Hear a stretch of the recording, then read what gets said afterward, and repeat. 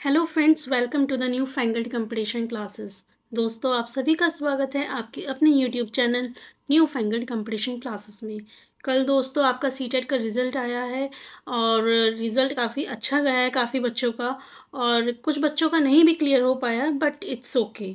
आज हम सारी चीज़ें डिस्कस करेंगे फ्रॉम स्टार्ट से। मैं आपको आज एक एक चीज़ बताऊंगी कि आप किस तरीके से अपनी एग्ज़ाम की प्रिपरेशन करें कि नेक्स्ट टाइम में आपका सीटेट एग्ज़ाम 100% क्लियर हो जाए। फर्स्ट ऑफ ऑल कॉन्ग्रेचुलेशंस उन्हीं सभी बच्चों को जिनका एग्ज़ाम कल क्लियर हो चुका है, और जिन बच्चों का एग्ज़ाम क्लियर नहीं हुआ, डोंट बी डिसहार्टेंड। अब आपका जो दिसंबर में एग्ज़ाम आएगा उसके लिए आप अभी से प्रिपरेशन स्टार्ट कर दीजिए। आज के वीडियो में हम ऐसी स्ट्रेटेजी डिस्कस करेंगे जिसके माध्यम से आप अपना दिसंबर वाला एग्ज़ाम 100% क्लियर कर पाएंगे। अगर आपने पहले भी एग्ज़ाम दे रखा है तो कोई बात नहीं, और अगर आपका फर्स्ट टाइम है तब भी कोई बात नहीं। आज मैं आपको स्टेप बाय स्टेप सारी चीज़ें बताऊंगी जिससे आप फर्स्ट अटेम्प्ट में ही अपने एग्ज़ाम को क्लियर कर पाएंगे। स्टार्टिंग करेंगे हम एलिजिबिलिटी से कि कौन कौन बच्चे इस एग्ज़ाम को दे सकते हैं। फिर हम बात करेंगे कि आप अपने एग्ज़ाम की प्रिपरेशन कैसे कर सकते हैं। देन जिन बच्चों का ये फर्स्ट अटेम्प्ट है वो कैसे प्रिपेयर करें। हम एक प्रॉपर स्ट्रेटेजी डिस्कस करेंगे। आपको मैं बताऊंगी आपको कहाँ पे फोकस करना है, कहाँ पे ज़्यादा फोकस करना है, कहाँ पे कम फोकस करना है, सो दैट कम से कम आपका एग्ज़ाम क्लियर तो हो ही जाए। ठीक है। उसके बाद हम बात करेंगे क्या सिलेबस हमारा चेंज हो चुका है या फिर वही ओल्ड सिलेबस है। एंड हम फिर उसके बाद बात करेंगे ट्रिक्स के बारे में कि हम सीटेट एग्ज़ाम्स में ट्रिक्स हमारी कितनी हेल्प करती है। आइए चलिए स्टार्ट करते हैं। सबसे पहले हम बात करेंगे एलिजिबिलिटी के बारे में। देखिए, आप सभी को पता है कि सीटेट हमारा एग्ज़ाम जो होता है उसके अंदर दो तरह के पेपर होते हैं, पेपर 1 एंड पेपर 2। ठीक है। जो हमारा पेपर 1 होता है वो क्लास 1 to 5 पढ़ाने के लिए होता है, जो 1 to 5 की क्लासेस होती हैं उनके लिए होता है।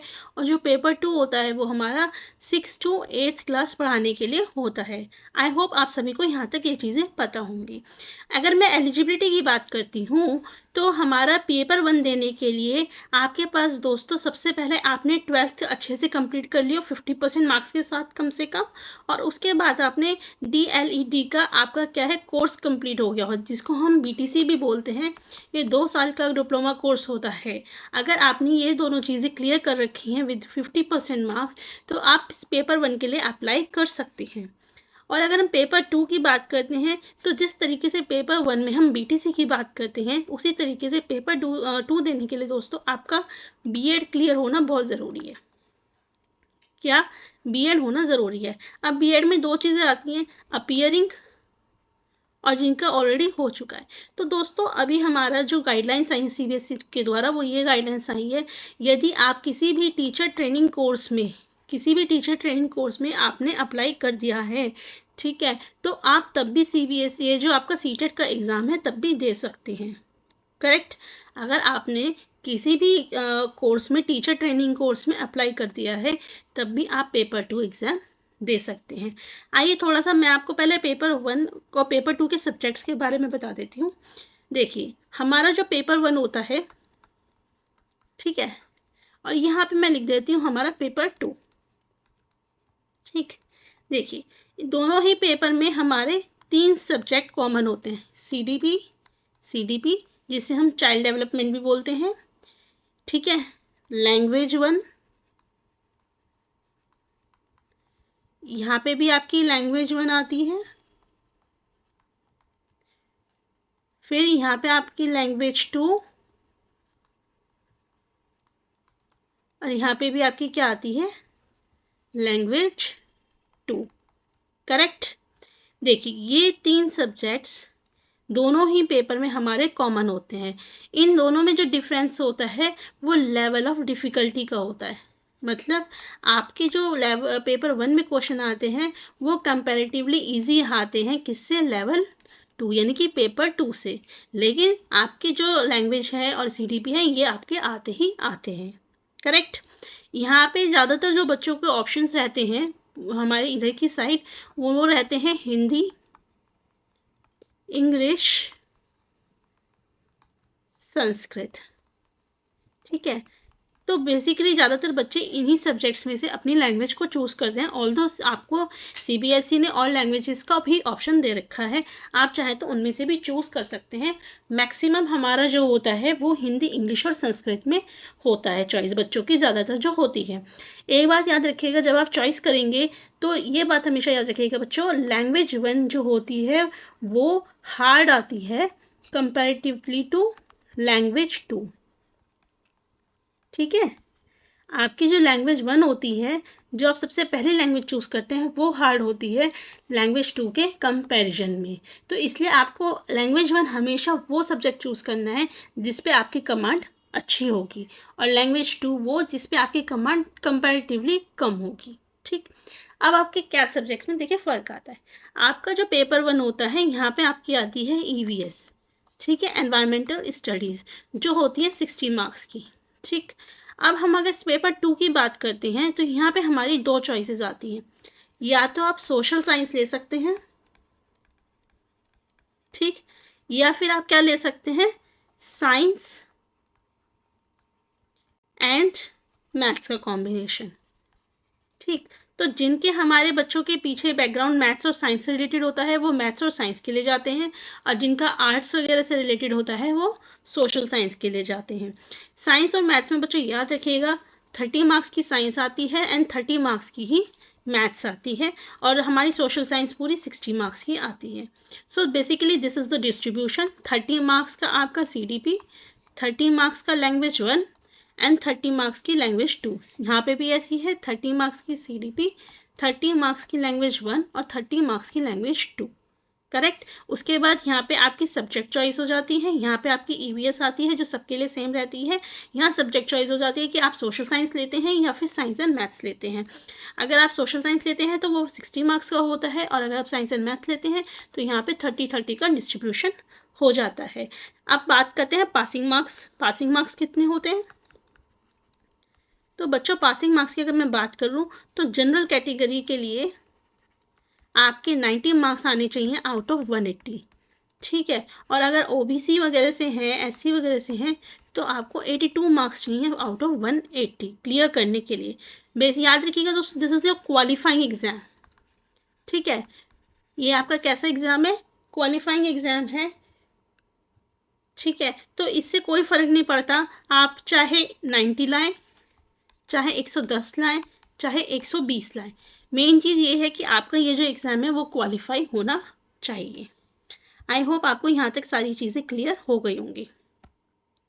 तो मैंने आपको इसमें थोड़ा आइडिया दे दिया सीटेट के पेपर्स के बारे में। ठीक है, अब हम बात करेंगे आपके हमने अभी एलिजिबिलिटी बात करी। ठीक, आपका किस तरीके से बाइफिकेशन होता है पेपर के अंदर वो बात करा, कौन कौन से सब्जेक्ट आते हैं वो बात करा। ठीक है, अब सिंस क्योंकि हम प्रिपेयर कराते हैं हमारे चैनल पे maths and science content paper 2 के लिए, तो मैं आपसे आज उसी के बारे में बात करूँगी। ठीक, तो चलिए बात करते हैं। देखिए बच्चों, मैंने भी आपको क्या बताया, हमारे कौन कौन से सब्जेक्ट रहते हैं, सीडीपी, लैंग्वेज 1, लैंग्वेज 2, उसके बाद साइंस एंड मैथ्स। करेक्ट, सभी 30 मार्क्स के आती हैं।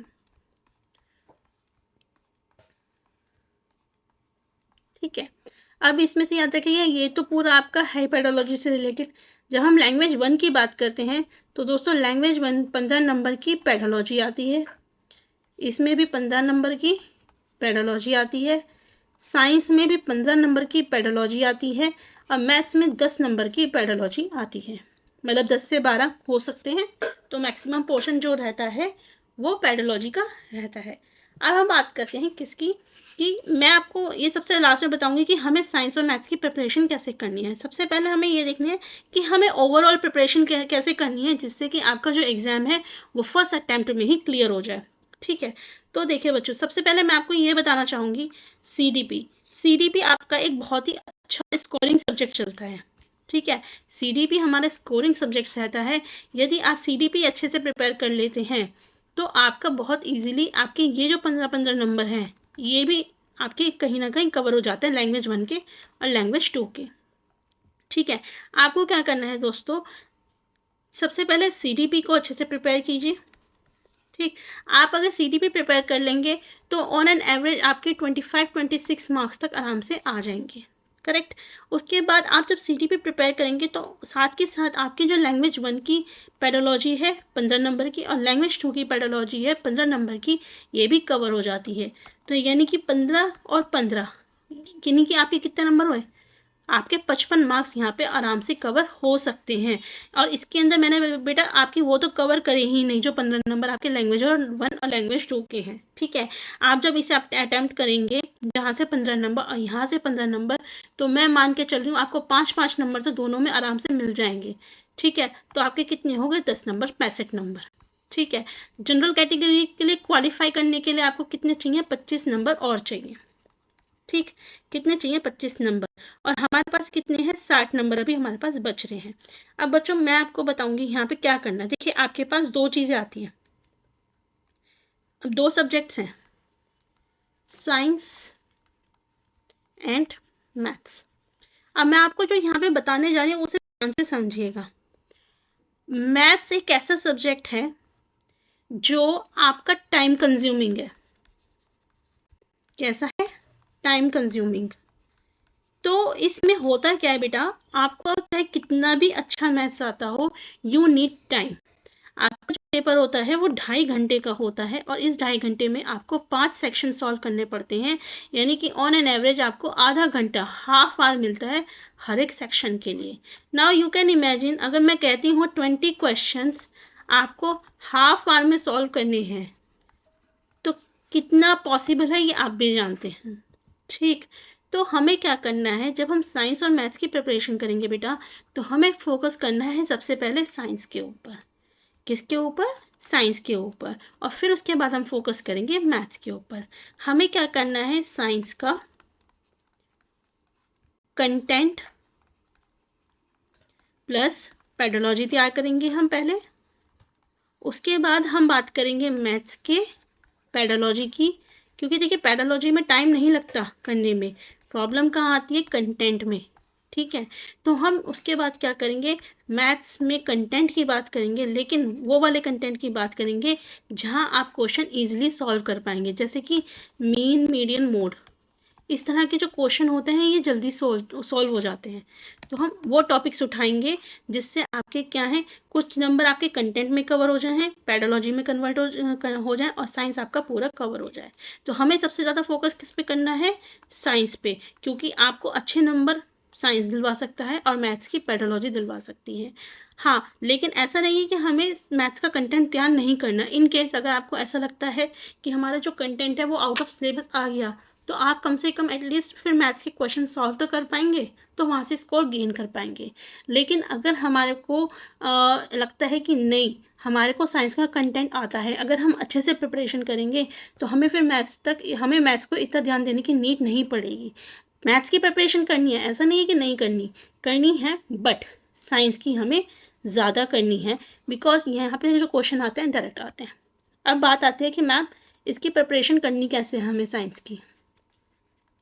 देखिए बच्चों, आपका जो एग्ज़ाम होगा प्रोबेबली दिसंबर या जनवरी में होगा, करेक्ट। आपके पास सफिशेंट टाइम है। सो हम क्या करेंगे इसकी प्रिपरेशन करने के लिए, मैं आपको सबसे पहले टॉपिक्स शेयर करूँगी। टॉपिक्स, कौन कौन से टॉपिक्स हमें साइंस के अंदर कवर करने हैं। अब देखिए आपको ये तो पता है कि इसके अंदर 6 to 8 हमें सिलेबस आता है, क्योंकि लेकिन अब CBSE ने अपना जो लेवल है वो इंक्रीज कर दिया है। तो अब ये आपका बहुत सारा पोर्शन 10th तक का देने लगी है, 9th और 10th तक का भी देने लगे हैं। तो हमें प्रिपरेशन किससे करनी है, 6 to 10th को ध्यान में रखते हुए हमें प्रिपरेशन करनी है, पहली चीज़।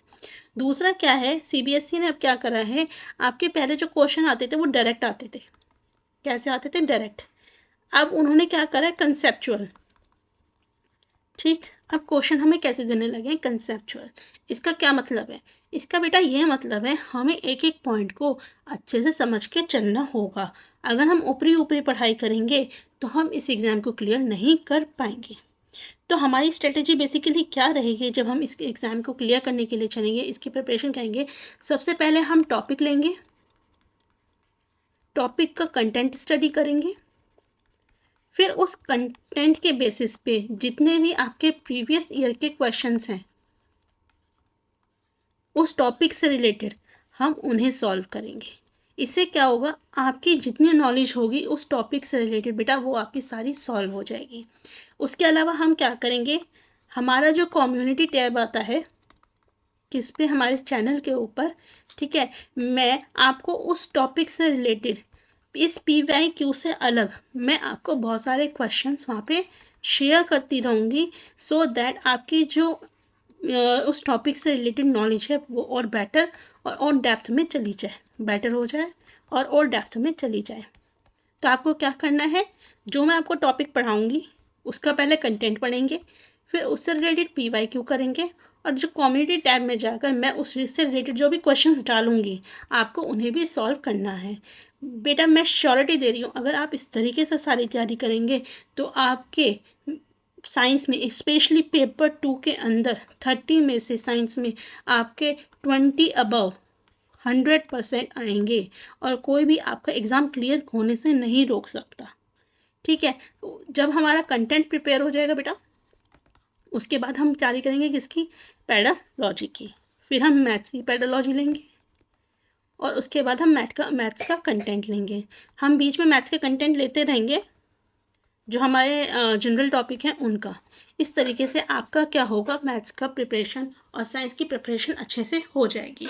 चाहे आप इसे फर्स्ट टाइम कर रहे हो, चाहे आप सेकेंड टाइम या third time, I assure you अगर आप इस स्ट्रेटेजी से चलेंगे तो आपका कोई भी एग्ज़ाम क्लियर करने से नहीं रोक सकता। ठीक है, हाँ एक सबसे इम्पॉर्टेंट चीज़, आप एक चैनल को फॉलो कीजिए या मैक्सिमम 2, 1 और 2, भटकिए मत, कभी इस चैनल पे कभी उस चैनल पे कभी उस चैनल पे। देखिए सभी चैनल्स बहुत अच्छे से प्रिपरेशन कराते हैं, सभी बहुत मेहनत करते हैं, ठीक है, तो सभी आपका बहुत अच्छे से कोशिश करते हैं करवाने की। तो आप किसी को भी फॉलो कीजिए, डजेंट मैटर, लेकिन किसी एक चैनल को फॉलो कीजिए।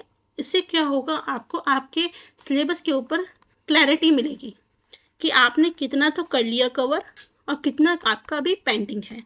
होता क्या है कि जब हम स्विच करते हैं चैनल टू चैनल तो हम क्या करते हैं, हम हमारे सिलेबस के ऊपर क्लैरिटी नहीं ले पाते कि हमारे को क्या तो करना है क्या नहीं करना, कितना हमारा हो गया और कितना हमारा नहीं हुआ। ठीक, इसलिए आप क्या करेंगे, मैक्सिमम 1, मिनिमम 1 और मैक्सिमम 2, आप 2 चैनल फॉलो कर सकते हैं अपने कंटेंट की प्रिपरेशन के लिए। 2 से ज़्यादा मत कीजिएगा वरना आपकी प्रिपरेशन नहीं हो पाएगी। ठीक है, किसी भी चैनल को फॉलो कीजिए but stick to that channel only, stick to that teacher only. ठीक है, उसे भटकेगा मत।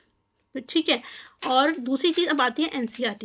देखिए जो भी मैं आपको हमारे चैनल पे कंटेंट कराऊंगी वो प्योरली NCERT बेस्ड होगा। कैसा होगा, प्योरली NCERT। हम NCERT को ध्यान में रखते हुए ही सारा सिलेबस करेंगे। अब आपका क्वेश्चन होगा क्या हमें NCERT का बुक पढ़ने की ज़रूरत है। देखिए बेटा अगर आपके पास टाइम है, इफ़ यू हैव टाइम, तो आप 100% पढ़िए, पढ़ के आपको क्लैरिटी मिलेगी। लेकिन अगर आपके पास नहीं है तो भी कोई इशू नहीं है, आप चैनल पे जाइए, आप वीडियो देखिए, कंटेंट वीडियो, फिर उसके बाद प्रीवियस ईयर के क्वेश्चंस की वीडियो देखिए। हमारे कम्युनिटी टैब पे जो मैं आपके क्वेश्चन शेयर करूँगी उन्हें सॉल्व कीजिए, आपके उतने में ही आपका जो एग्ज़ाम है बहुत ईजिली क्लियर हो जाएगा। स्पेशली साइंस का सेक्शन में आपको श्योरिटी देती हूँ 100% आपका क्लियर हो जाएगा।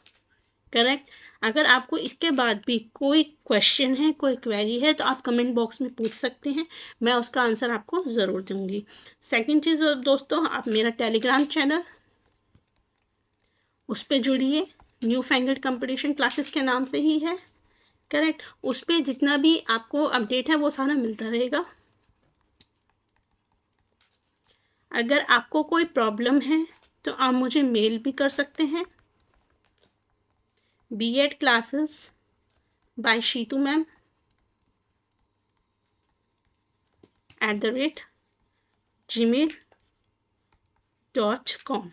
ठीक है, टेलीग्राम पे जुड़िए, मेल पे जुड़िए और हमारे चैनल से जुड़िए, आपकी प्रिपरेशन बहुत अच्छे से हो जाएगी। इस बात का मैं श्योरिटी देती हूँ। आपके पास सफिशेंट टाइम है, बस जैसे जैसे मैं आपको प्रिपरेशन कराती जा रही हूँ वैसे वैसे करते जाइए। चलिए दोस्तों, मिलेंगे नेक्स्ट वीडियो में। Thank you.